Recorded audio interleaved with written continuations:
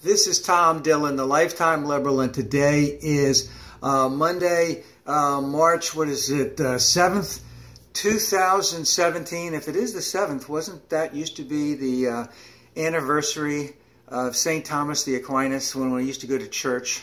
That was his date. Oh well. So the title of this rant will be The Republicans, the GOP, Don't Know Diddley. And I'm going back to the ads for Nike that Bo Jackson used to have in the late 1980s, where it was the Bo Knows Everything crusade. Bo knows everything. And in one of the last ads was Bo Jackson meets Bo Diddley. And Bo Diddley says to Bo Jackson, "Bo, you don't know Diddley." And our Republican friends are wedded to an ideology that doesn't work. It doesn't allow for governance, because the concept of it is we don't want any governance, and we want to get rid of anything that does any type of governance except for the things that we want to do. Like tell women what they should do with their bodies, you know. But when it comes to any, well, let's go back to, so let's take two quick examples.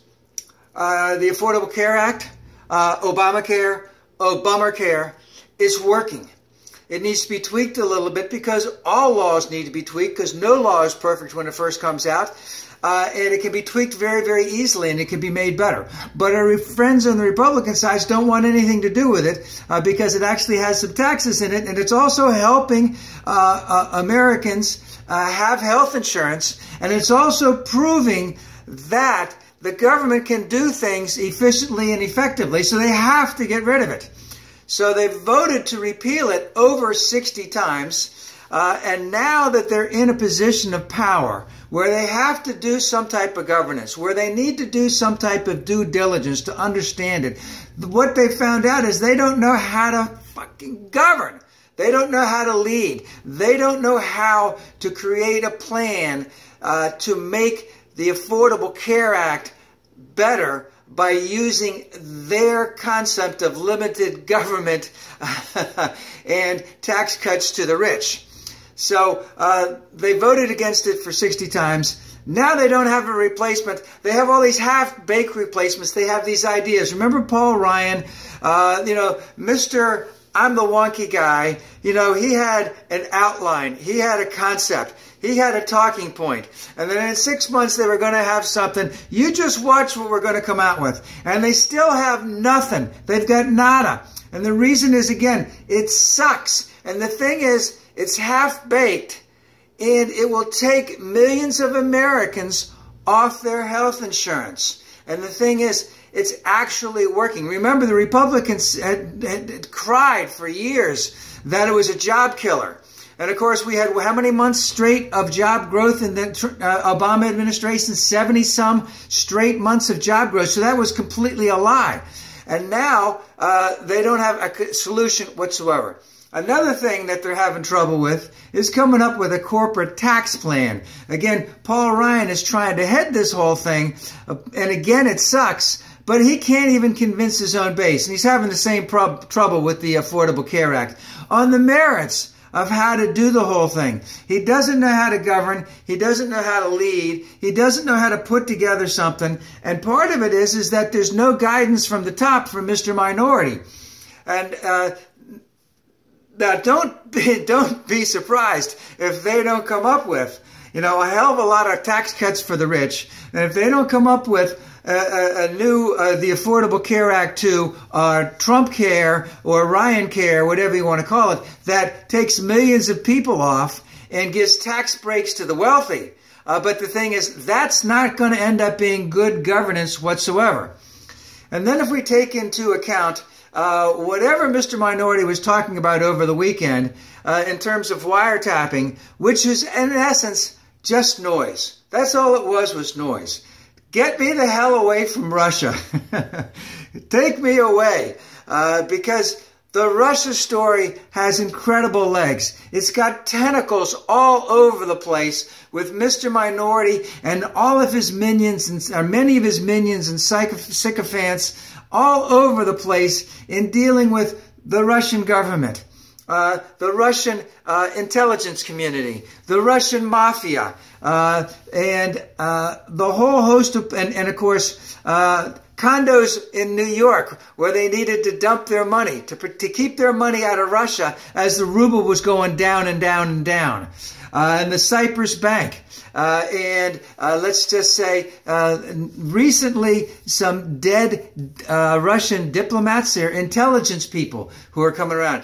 And it's all over the place. And you can't keep up with all of these players in Russia. I mean, there's only a dozen or 2 dozen of them or whatever. But they all have some ties towards Mr. Minority in some way. And it's all got to come out. And that's all he was talking about was noise. This whole thing about wiretapping, just get me away from that. Now, the travel ban is supposed to, so that's 3 things. Now, the 4th thing is the travel ban is supposed to be brought in again today. Again, that's a solution in search of a problem because there isn't a problem with that.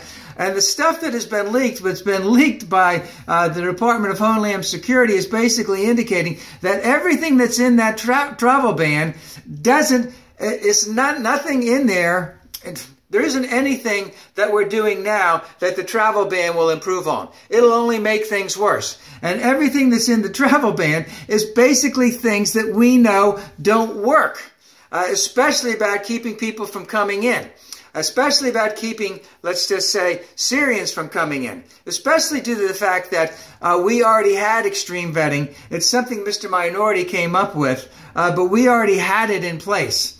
And so, what we have is they can't wait to do all these things. And now that they have the chance to do all these things, they don't know how the hell to do any of these things correctly in any way. Because again, most of the things that we can talk about, and if you just bring up a couple of them, increasing the minimum wage, global climate change and real, comprehensive immigration reform, taxing the rich, that would include the estate tax and the transaction tax, sensible gun laws that Americans favor by 60% or more. So they can't come up with a solution that they know will satisfy enough people. But they still are wedded to an ideology that basically says, we don't want any government for anything except for military and telling women what to do.